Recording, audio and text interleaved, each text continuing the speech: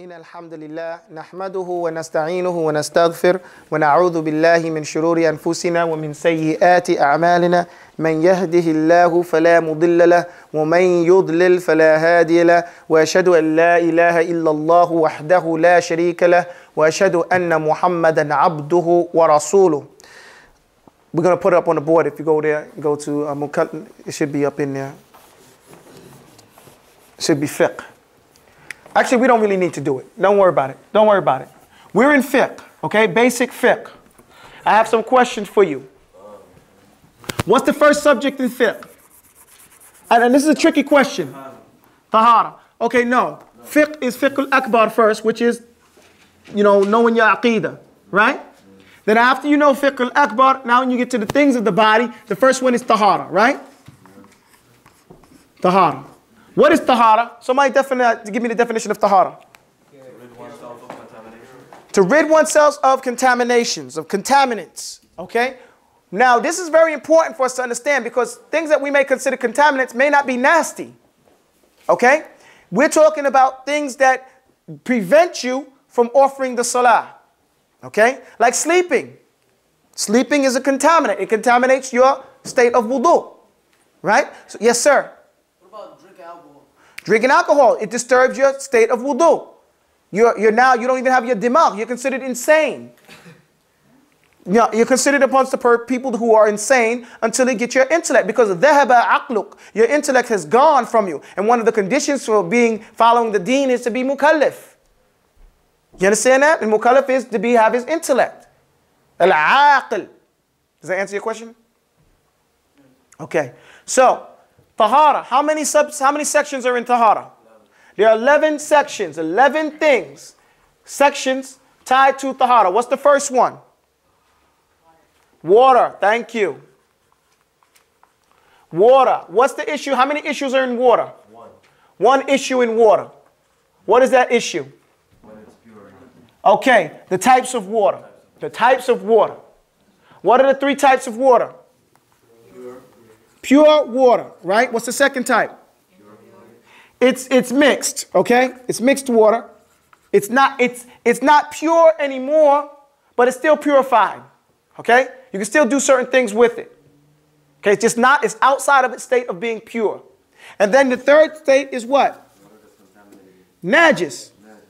Okay, this water is contaminated. It's no good. So you have those three states. Everybody can understand those three states right there? Pure water has nothing in it except for what? Okay, sure. Pure water has nothing in it except what? Guys, what's the deal? Water. It's nothing in it except water. It's just pure water. Something that when you look at it, you just say it's water. Mixed is that thing that's not pure water, but it's not najis. Like Kool-Aid. You know what I'm saying? But Kool-Aid might be najis in certain cases. No. Then you have najis. That thing is totally and is no longer considered water. Okay? Like sewage. Okay? So these are the three types of water that we have. After we go on, the next thing would be utensils. The next section that we would go to is utensils. The types of utensils. This is following it in the fiqh order. However, what Sheikh Abdul-Azim al-Badawi did, he went to the next section. He spoke about najasat. He stopped here and he went to najasat. Get my book out of there, please. And he went over the types of things that contaminate, the types of contaminants, so that you would know what they are. And that's what we're going to do, because we're not going to make it up ourselves. We're going to follow the order that the Sheikh put down in his book, Jazakumullah khair, his concise presentation, or Al-Wajiz fil Fiqh. Okay? And so following in his order, I'm going to put these things on the board. I want you guys to understand them and go through them. If there's a question, we'll talk about them. Because what we're doing is basic fiqh. Basic. You should have this whole thing in your head and understand where we're deviating from it.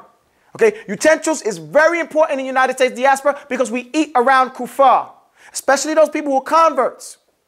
Okay? Who have reverted back to Islam. Certain pots and pans you can't eat from. Unless you do certain things to them. So, but we're going to go and deal with najasat because we live around najasa.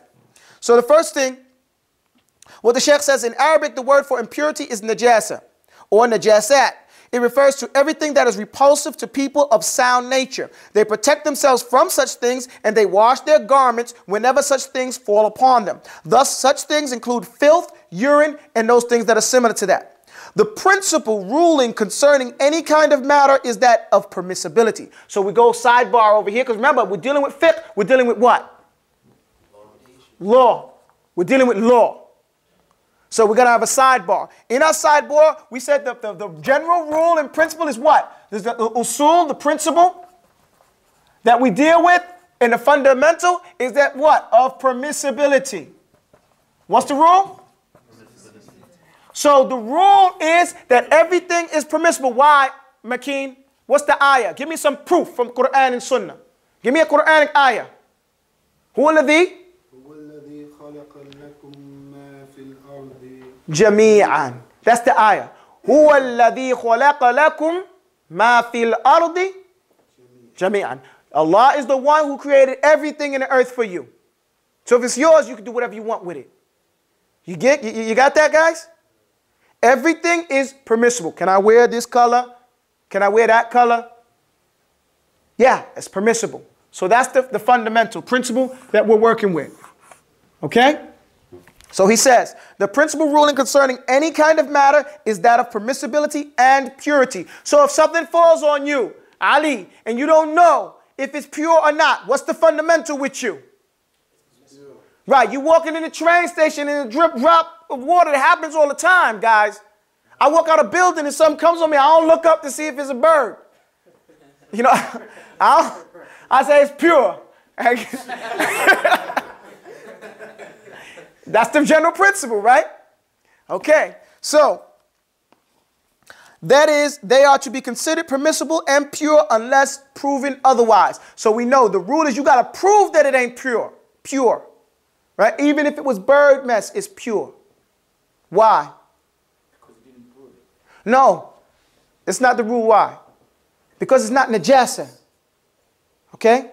Bird mess is not najasa. Unless you saw that thing eating something foul. Just like baby stuff. Well, some baby stuff is impure. Depending.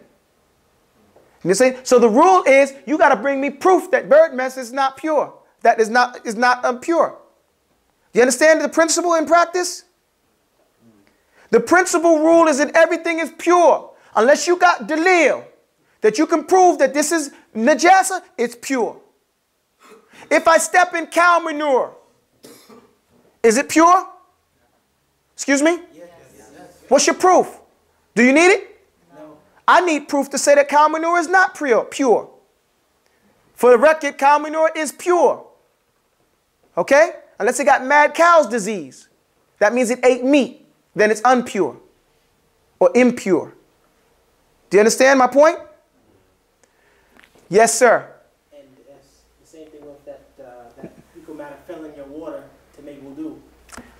So what? If it's not impure, it's not impure. I mean, you may think it's, we see, what happened? Man has gotten soft. Those city dwellers, silly slick cats, softer than butter in the microwave. Don't have any understanding about real, what's manly and not. Almost like faggots. You know what I'm saying? Because of mixing in this society. You know what I'm saying? And that's what they promote. They promote it that way. Islam is about muru'ah, manhood, chivalry. And it sets the balance for us by teaching us these things. You understand what I mean? So we got to learn what it is and what it's not. Did you know there's a ruling on men combing his hair every day? In Sunan Abi Dawood, the whole chapter talking about how a man should not comb his hair every day because it's effemination.